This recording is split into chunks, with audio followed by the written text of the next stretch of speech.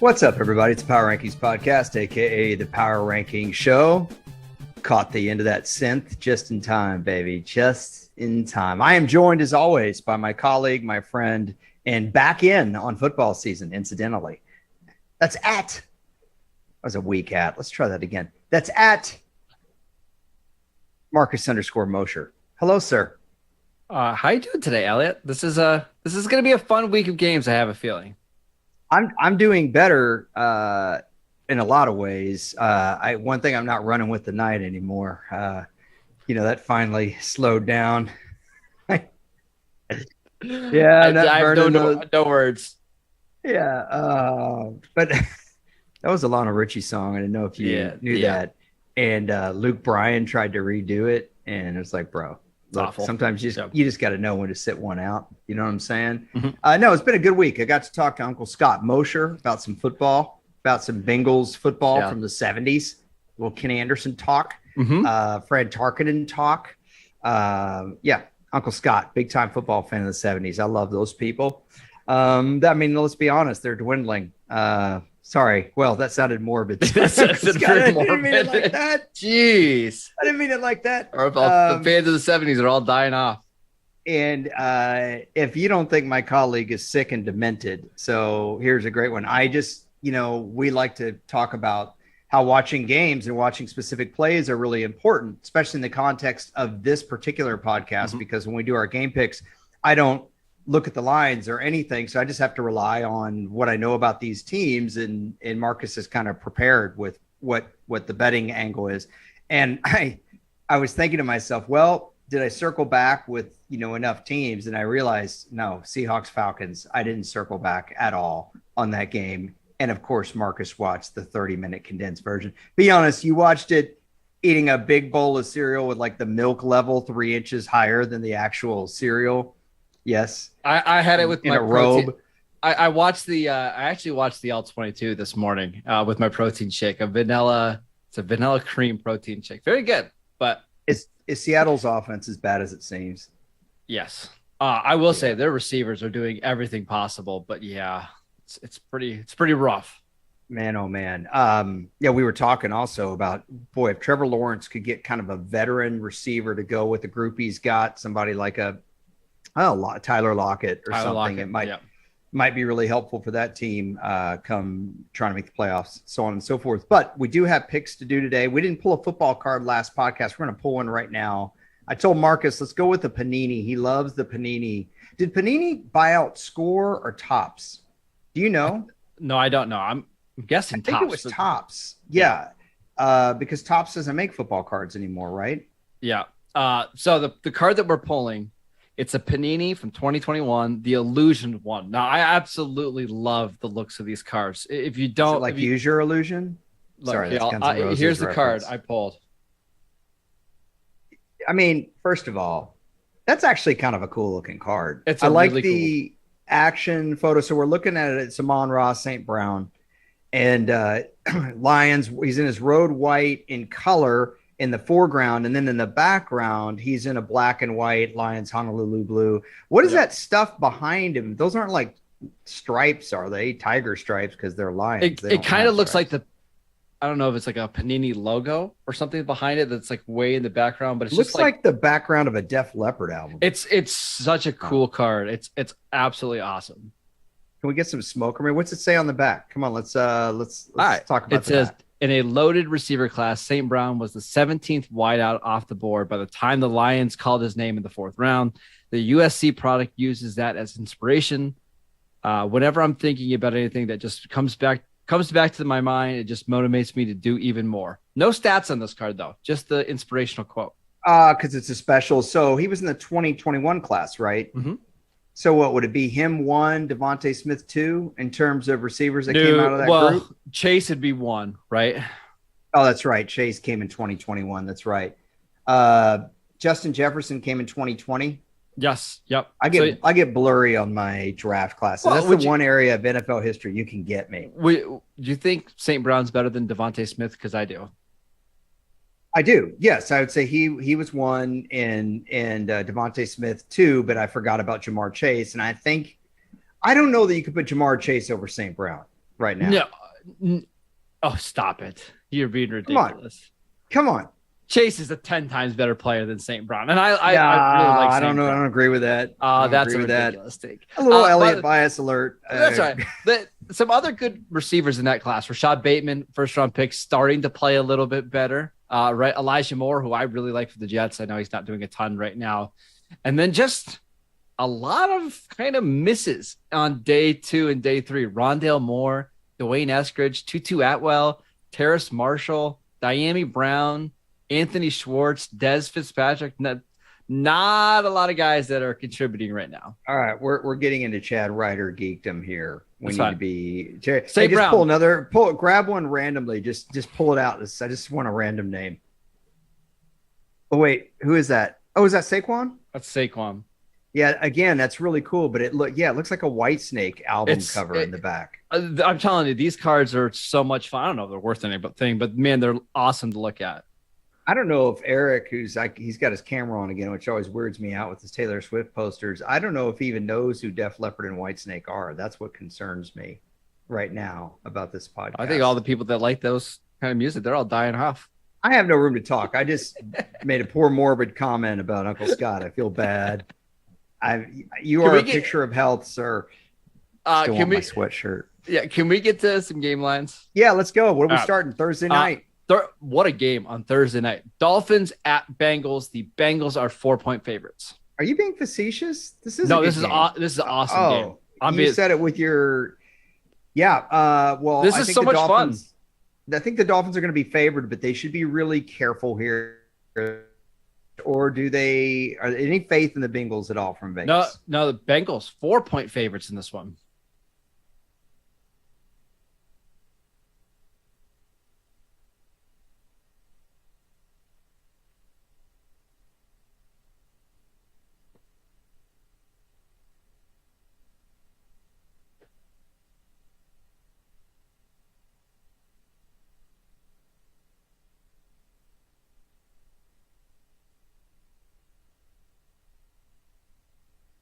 We lost Elliott.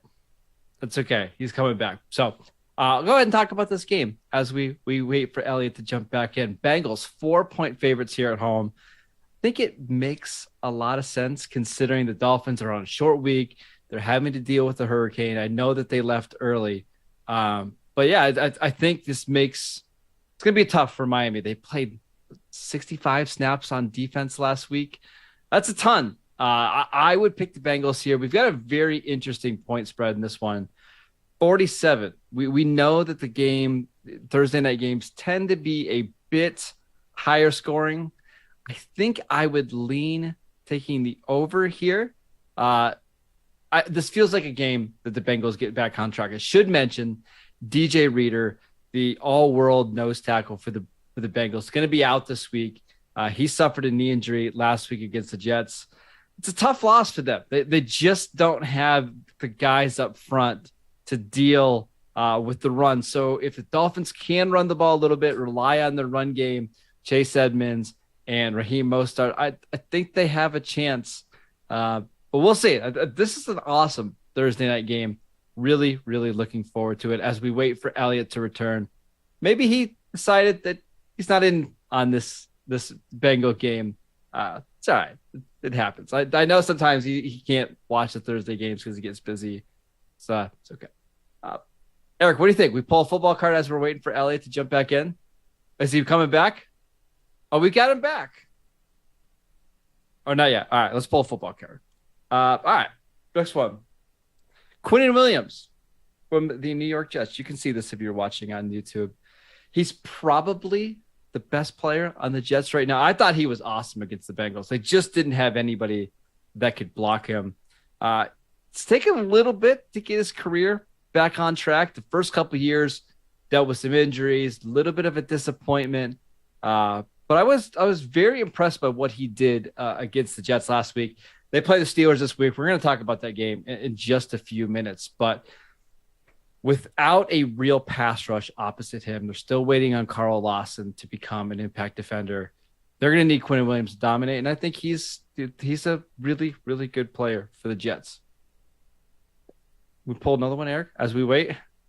Yes, let's do it. I was going to try to look for a 49er to pull, but I didn't have any. I was kind of going through my pack right now. That's okay. So we'll pull another one. Pat Freiermuth for the Pittsburgh Steelers. One of the more underused players in the NFL. And I know that's because of the quarterback right now. And there's this adage in the league. If you have a young quarterback, his best friend is a tight end. I don't always agree with that. It's kind of hard to throw across the middle of the field and down the field when you're a young quarterback. You typically don't want to throw the ball into coverage. So that's why he's not getting used a ton. But we saw him against the Browns last week. He had an amazing back shoulder catch.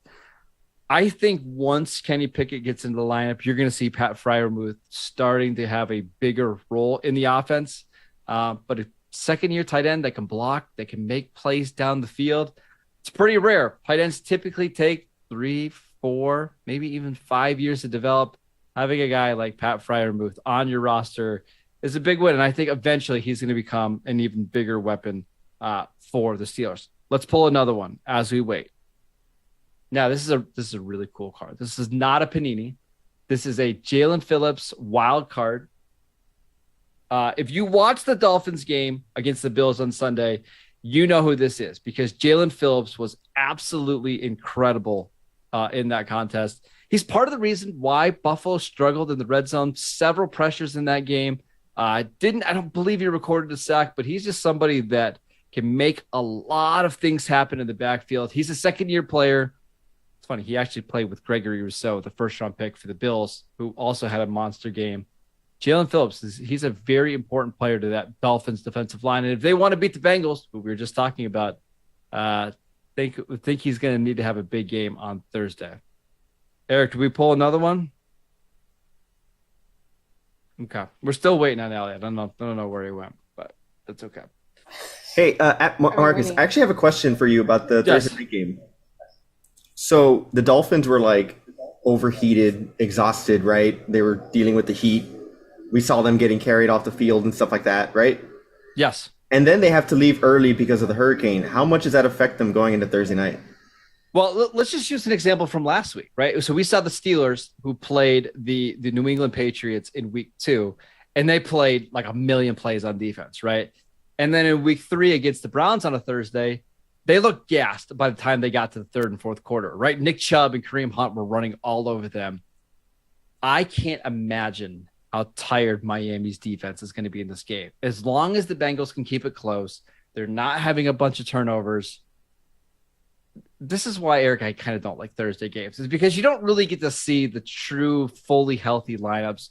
The team that's having to travel on the road is already at a big disadvantage, especially Miami this week, right? Because they had to leave, they leave Tuesday morning, Tuesday afternoon. You don't get a full practice. It's a tough spot for Miami, and I think that's why you see the line here that you do with the Bengals being favored by 4. I think Miami is a significantly better team. That's reflected in our power rankings as Elliott ranked Miami as the 3rd best team in the NFL. It's tough. This is a tough spot for Miami. Eric, let's go ahead and go to the next game as we wait for Sounds good to me. Elliott to return. We've got the Minnesota Vikings at the New Orleans Saints. Now, it's not actually at New Orleans. This is a game that's in London, which we all have our thoughts of the London games. But if you are on the West Coast, Eric, are you on the West Coast? I believe you are, right? Nope, I'm in Texas. Oh, okay. Well, still, that's a 8:30 a.m. start. Are you getting up early to watch Saints, Vikings, maybe some Andy Dalton action for the Saints? I am doing the thing where I lay in bed with one eye open and just kind of look over at the TV every so often, you know? And then I dream like the third quarter, and then the strategy here is to tell your wife, significant other, hey, listen up, we can have brunch together. It's not a big deal. I know there's football on, but earn some brownie points because you don't need to watch this game. Vikings 3-point favorites here. I like the Vikings a lot. Maybe no Jameis Winston. Michael Thomas out with an ankle injury. Jarvis Landry out. That offense was already struggling. I just don't see how the Saints are going to be able to put up enough points to win that game. I'm going with the Saints. A really low over under a 43.5. Saints have a really good defense. So was there a report going around that Jameis Winston might be benched? I saw something about Andy Dalton kind of taking some reps. Well, Winston continues to battle that back injury. So we'll see if he's ready to go. I saw Dennis Allen today said the plan was for him to miss practice on Wednesday, and we'll see what he looks like on Thursday and Friday. But if it's Andy Dalton starting for the Saints, I want no part of the Saints here in week 4. All right, next game. Browns at Falcons. The Browns are 1.5-point favorites. Maybe no Myles Garrett, who's recovering from his car accident. Falcons kind of frisky here. Eric, who do you like in this game? I got to go with the Browns. I think the running game is that's what you can rely on, you know?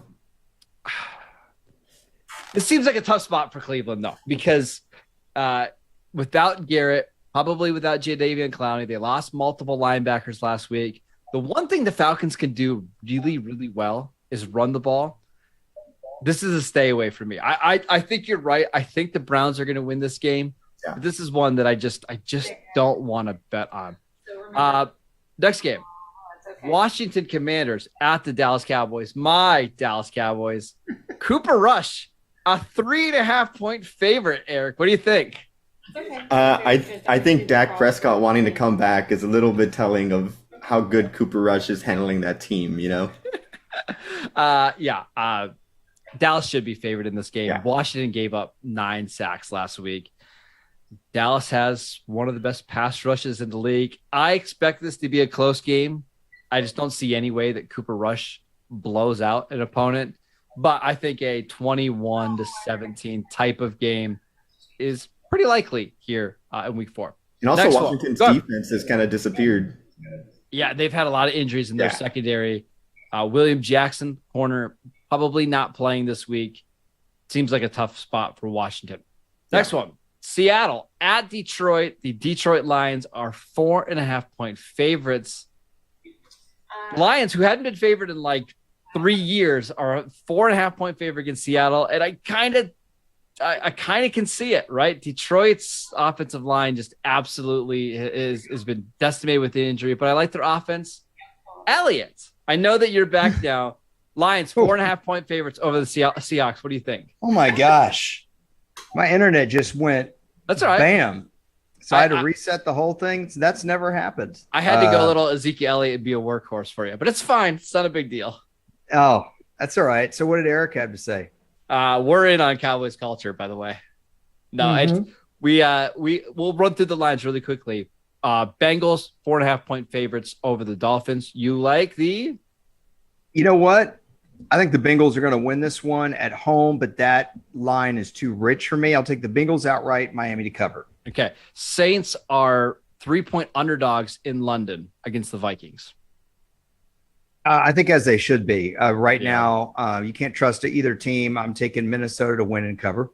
The Browns, 1.5-point favorites on the road in Atlanta. Boy, it's tough. This is not as easy as you think. This would be a good spot to pick Atlanta for an upset, I think.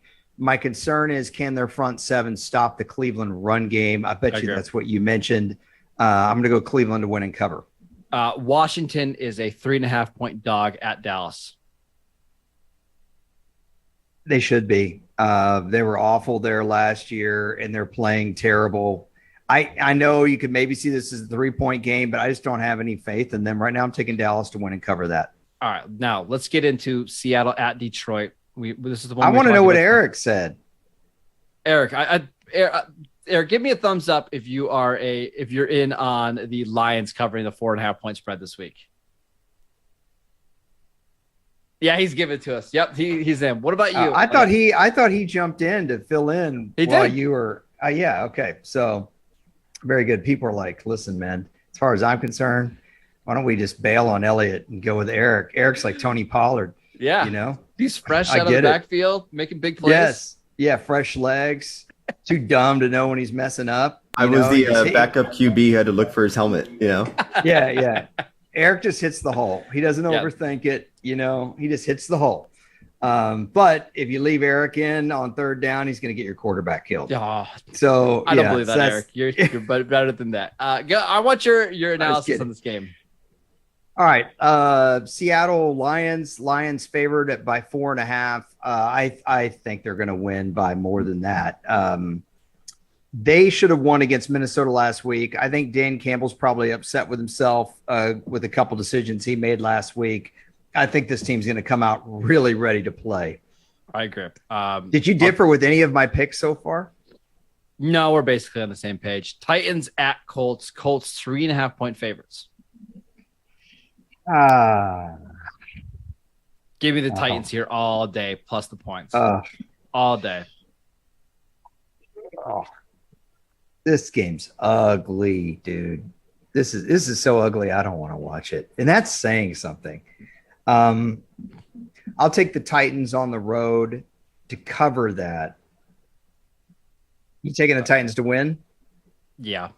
But I'll also take them to cover. If you're giving me the 3.5 points, there's no way this isn't a field goal game. Give me the Titans. What's our status with Leonard and Pittman? I don't think he's playing. Leonard's playing anytime soon. Pittman played last week. I think he'll play again this week. Yeah, but he was banged up. I'm going to go Titans. Titans just outright. Yep. All the way. Bears at Giants. One of these teams will be 3-1 after 4 weeks. Giants 3.5-point favorites. I don't care what the line is. Giants. I'm taking the Bears. Have fun with it. Thanks. So Giants are favored by 3. That's different. 3.5. 3.5. They're up to 3.5 now. Oh, okay. That line's moving. A lot of action on that Giants Bears game. Give me the Bears all day. Did you know that the first NFL championship game ever was Giants Bears? I did because of you. Isn't that exciting to know? Because this has so much relevance, given that the Giants and Bears are on their way to a not championship. Let's go to the next game. Really quickly. It's like when you see on those TV shows, they say the Bears are 22-10 in their last 32 matchups against the Giants. How does that have any relevance to what's happening this week? I don't know. Almost all those trends have no relevance whatsoever. Yeah. It's just, yeah. Hey, but I got a really great idea though. Can we compare who was its numbers that we compared to Roger Staubach and Sid Luckman? Who was that earlier in the year? Was it Patrick Mahomes? Yeah, I think it was Patrick Mahomes. Next one. Jags at Eagles, the Super Bowl champion Philadelphia Eagles. So I've been told. Eagles 6.5-point favorites. It's a good game. This is a good game. You're tempted to say Jags cover. No, I'm not. This is a great game on paper that it's 2 hours into red zone and it's 38-10 and we just don't care. No, I'm going Philadelphia 28-21, but they cover. Yeah, I'm taking the Eagles to win by double digits. Jets at Steelers. You know how much I like to watch the Steeler games. Even I might not be able to have this on one of the 3 TVs during the 1 o'clock slate. Steelers 3.5-point favorites. Well, a couple things on this. Number one, this is a sneaky good uni matchup. Now, if the Jets wear their whites at Pittsburgh, it's not as good as when Pittsburgh wears their whites at the Jets. They played in the snow in like 2003. It was awesome. Then also, I love the AFC Championship game. Remember, second year with Mark Sanchez, 2010, and the Jets had the big comeback in the second half. Yep. Come on, man. That was a good game. Really quickly. I mean, that's your era. That's not like 1933. If you can tell me who's playing left tackle for the Jets this week, I'll give you $20. I can. Kerry Bookersham. Very good player. Yes. We pulled his Panini card. It was number 1,821 in the set. No Mekhi Becton, no Dwayne Brown, no George Fant in this game for the Jets. But Zach Wilson's back. Good luck, buddy. Hey, wait a minute. We haven't talked a single over under, and this has got to be low. It's got to be low. If this isn't like 39.5, I think you got to bet on this. 41.5. Would you go under? Is that too low for you, for Marcus Mosher to go under? I would not bet this because you have a lot of turnover potential with Zach Wilson, who has not played at all, and Mitch Trubisky. That's fair. Thank you. That's fair. Totally fair. Who do you like in this game? I just don't know what Zach Wilson's going to do. I mean, this is your classic walk-away game. You've got a quarterback that hasn't played. I bet you're going to take Pittsburgh to cover this. Probably 10 days rest, right? Kind of a must-win game for them. Probably. But you just don't know. You just don't know. It's one that you want to stay away from. You know what? I'm going to have the Jets cut. I think no, I'm not. I'm going to go with you. Right. I tried. I made an effort. Next one. Buffalo Bills at the Baltimore Ravens. The Bills, 3-point favorites on the road. I'm fine with that. This might be the kind of game that Baltimore wins and everyone gets excited about them, and then they're going to play like crud next week. I don't care. I'll take Buffalo. I'll take Baltimore at home. Good. You're going to lose. I don't care. You will lose. Buffalo's secondary is really banged up right now. They've lost. Baltimore secondary can't play. So what difference does it make? Okay. Wow. All right. Moving on. Chargers at Texans. Josh Allen's not going to play as poorly as he did last week, and they can't keep relying on Lamar Jackson to win every game for them. Also, won't one of Buffalo's safeties be back this week? Chargers at Texans. No, you don't want to. All right. I just didn't think the Ravens are going to win. Chargers, right. Your Chargers, not my Chargers. Your Chargers, 5-point favorites on the road against the Texans. That's fine, but this is another one I'd walk away from. You mentioned it in our last podcast. The Chargers are a really top-heavy team. They're like when you're an auction draft in fantasy and you get those two big guys, that you've bid $80 for, and then those guys get hurt. Yep. The Chargers frontline players, their big star players are hurt, and the Texans have been awfully, awfully scrappy, Marcus. I think this is a really hard game to bet on. Plus, you've got the Chargers traveling, playing a 1:00 game. No, thank you. No, thank you at all. You going to take Houston then? No. No, I'll take the Chargers to win, but probably the Texans to come. I don't like this game. Can we talk about some football that's real blue chew for you? Sure. Panthers, Carolina Cardinals. Panthers. Yeah. Arizona Cardinals and Carolina Panthers. Panthers, a 1-point favorite here. Kyler Murray versus Baker Mayfield. Some OU battles. I'm inclined to take the Cardinals here. But I'll tell you, I was listening to Move the Chains on Sirius NFL channel. I like Pat Kerwin and Jim Miller. I know those guys, and they're good guys. And they were talking about Kyler Murray, who said that his team needs to stay awake. And, the offensive players need to stay awake when he's out there scrambling. And, Marcus, this drives me nuts. Like, there's a reason you draw up plays. You don't play schoolyard ball all the time. No. And that's putting it on your teammates. It gasses your receivers running around like that back there. Your linemen don't know which way to block. Kyler Murray needs to play within the system, whatever Cliff Kingsbury system calls for against Carolina. That gives his team a better chance to win and have a scramble drill, not scramble 50 yards behind the line of scrimmage. Sorry, Brant over. Do you disagree? No. Christian McCaffrey dealing with a quad injury, didn't practice on Wednesday. Matt Rule. Not sure it's if the soft tissue stuff. It is already. It's always yes. It was hamstring last year, quad this year. He put a lot of weight on a couple of years ago. We've talked about this in the podcast before. I'm just saying. We have only 3 games in the late afternoon slot, and this is one of them. Cardinals Panthers. Thank you, awful. NFL. Appreciate that. Go ahead. Go ahead. Oh, I was just going to say, the human body is designed to support a certain amount of weight, and when you put more muscle on your frame than your joints can handle, you start having pulls and stretches. Not every guy is made to be 250 pounds. Just saying. Okay, go ahead. That might be our best game of the late afternoon slot, because the next one, it's the New England Patriots at the Green Bay Packers. Packers 9.5-point favorites. Yeah, this is all about the quarterback, isn't it? I mean, that, and it's tough to know what to make of the Patriots defense this year, because frankly, they haven't looked very good. They didn't look good against Miami. Against Pittsburgh, I think they got bailed out by some poor offensive play by the Steelers. Sure did. Yeah. And then last week, they didn't look good against Baltimore. They don't have the star players, which you've pointed out. Their former defensive coordinator is now calling the offense, Matt Patricia. I could see Green Bay winning this game by 10.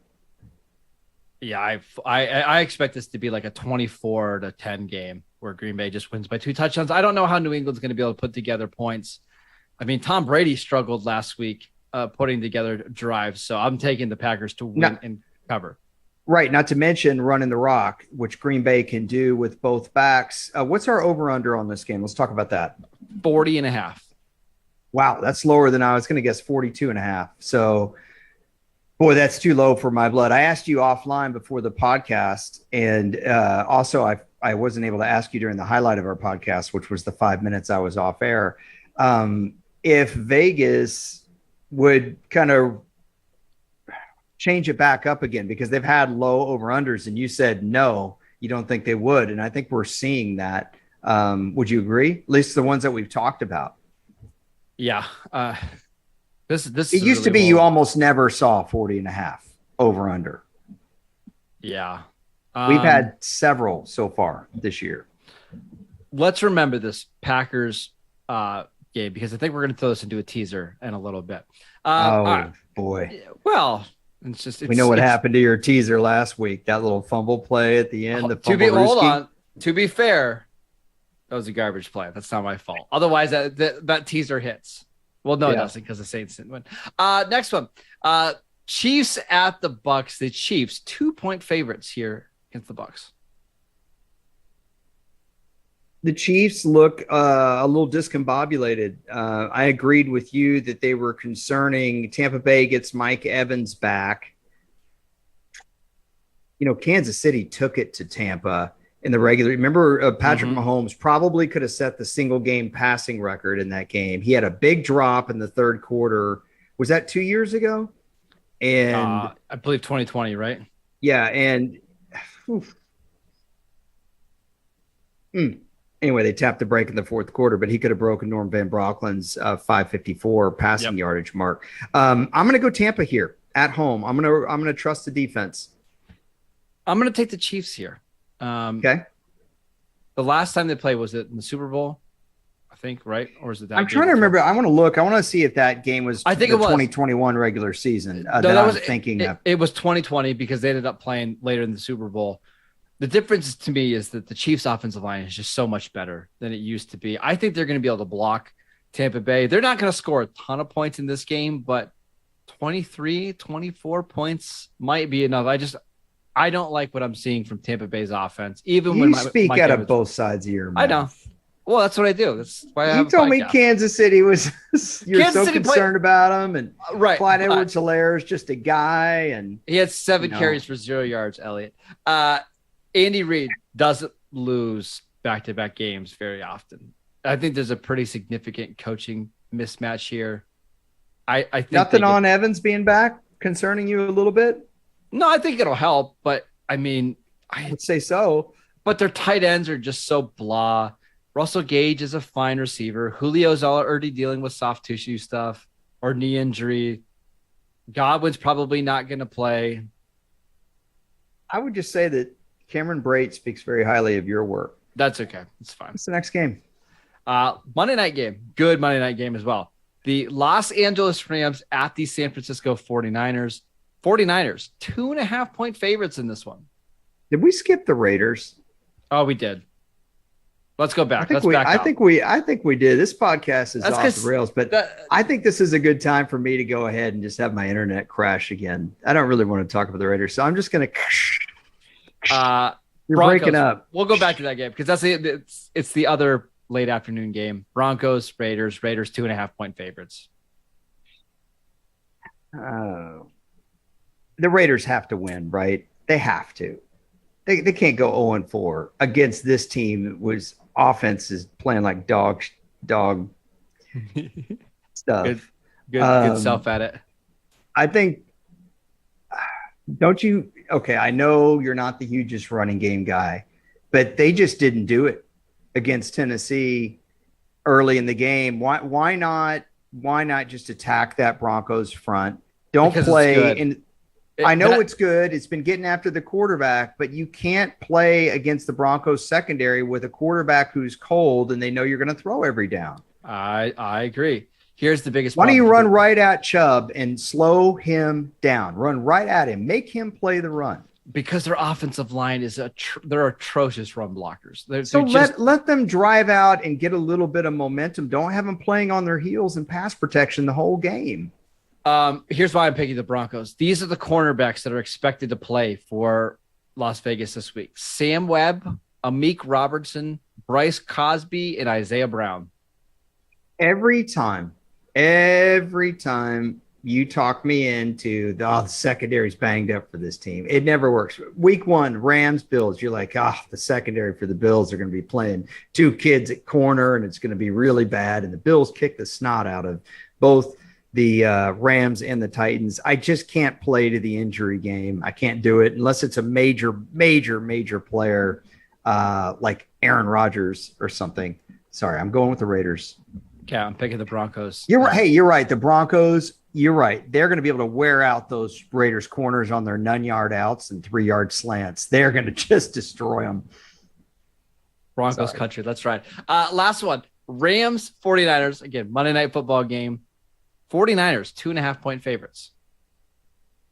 I will say Broncos defense is pretty doggone good. But, okay, Rams, 49ers. I know the Rams haven't looked good. But how do you favor the 49ers right now? This should be an even line. Am I wrong? I'm taking the 49ers here to win and cover, and I think they should be bigger favorites.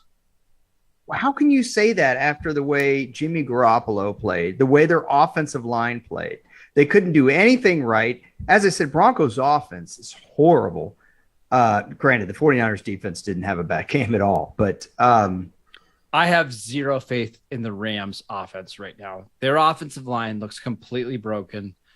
You can slow them down quite a bit if you just kind of limit what Cooper Kupp can do. They can't run the ball. Stafford's not throwing the ball down the field. I'm taking the 49ers to just run all over the Rams. Now, you told me, and I tried to warn you, I go, listen, wide receiver's not just some interchangeable piece that you just drop in and it works all the time. And you assured me, oh, no, Allen Robinson this week is going to have a huge week. I'm like, it doesn't work like that. It doesn't. It works for some – A.J. Brown, it works. Said that week 2, he was fine, to be fair. Allen Robinson. I know we're all the way in week 4 now. I know. So much has changed. To be fair, Allen Robinson he dropped a touchdown in the end zone on a slant, just took his eyes off the ball. It's a tough play. Take the 49ers to win and cover. There you go. You're taking the 49ers as well? Hey, wait, before we bail from this game, let's talk over-under on this one as well, because I think this one's hard. You've got some explosive players on the Rams. Obviously, the 49ers looked horrible. Mm-hmm.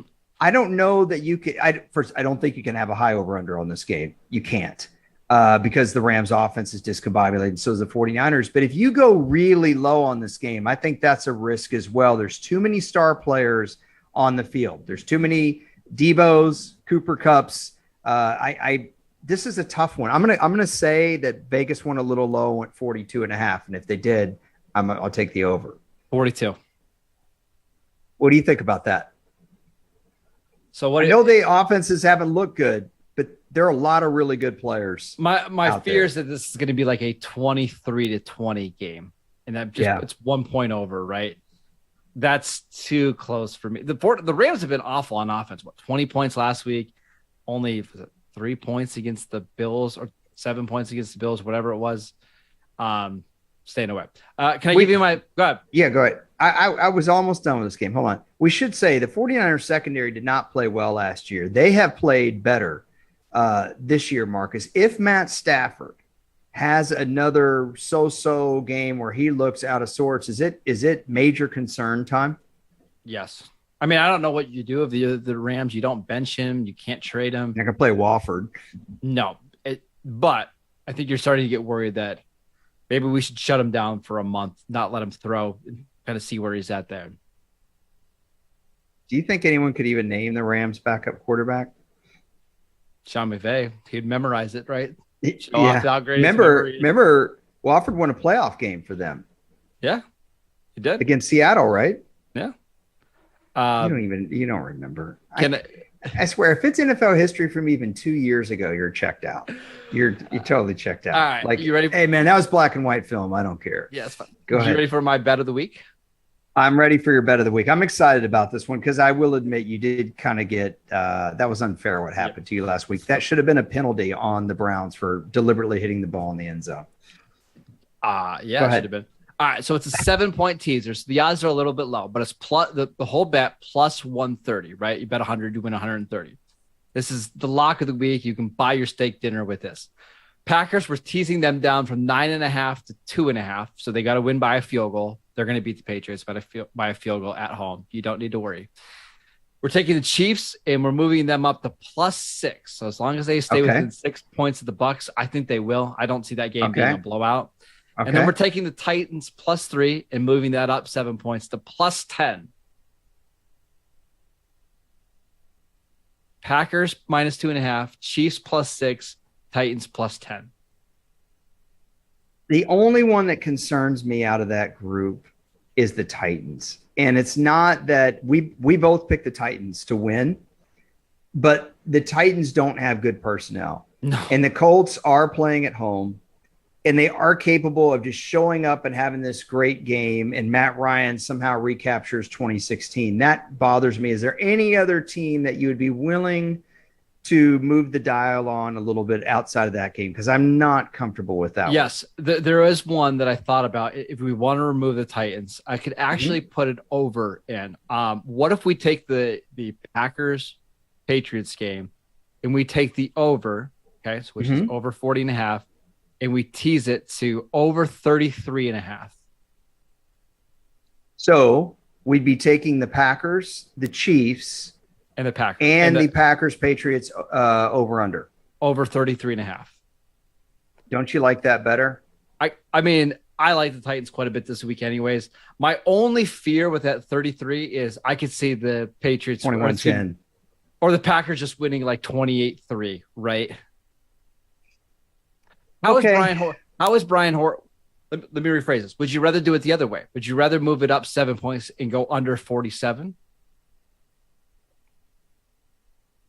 Boy, doesn't that sound better? It's just 33.5 is, I mean, that's pretty low. It is. It is. Hey, if you're more comfortable with Titans, I'll ride on this. Any other spread that you would have considered than this one, than Titans Lions? Any others? I would have put the Broncos in a tease and moved that up to 9.5. There's just no way that the Raiders beat the Broncos by 10 or more. They're just not that good of a football team. I was going to throw out, what about Bills Ravens? No, because both those quarterbacks are so good that if a game goes a certain way, I could see it being 10-point, win either side. Okay, last suggestion, and then I'll stop. Steelers Jets moving up the over/under.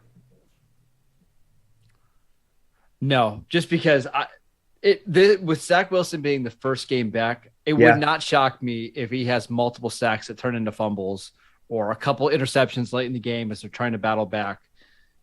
No, I want to stay away from that game as much as possible. Plus, I don't want to watch it. So, okay, I'm going to go with you on this one. Okay. I'm going to go with you. Last week, I made you change. Wasn't my fault. We lost. It was yours because of the Brown Steelers. But this week, I'm going to trust you and go with you on this. All right. So just to be clear, the official bet is Packers -2.5, Chiefs +6, and the Patriots Packers under 47.5. That's what you want instead of the over 34.5? Yeah, under 47. Because I could see a scenario where it's 34-7, right? And you still win your bet. All right, Eric, let's get a thumbs up or thumbs down here. Okay. Thumbs up, you like the 47 going under. Thumbs down, you like the going over 34.5 Patriots Packers. Thumbs up. He likes your under. What was it? Under 47.5? Is that right? A lot. Yeah, that's a lot of points for Brian Hoyer. Hey, I could see a 24-10 game here. And the Packers also, they have the ability to run clock. If they have a 2-touchdown lead and I don't mean they're going to just tap the brakes fully, but I mean use their running game. And I'm not so sure the Patriots are going to be great at stopping it. So interesting. Okay, that was really weird not being involved for like 4 picks, but I think it was probably better for everyone involved. So, hey, so I have something for you real quick, and then we'll go.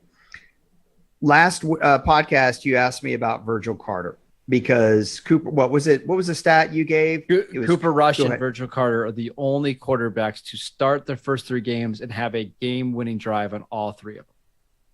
Okay. Well, I tried to give you guys viewing ideas when I can, including yourself.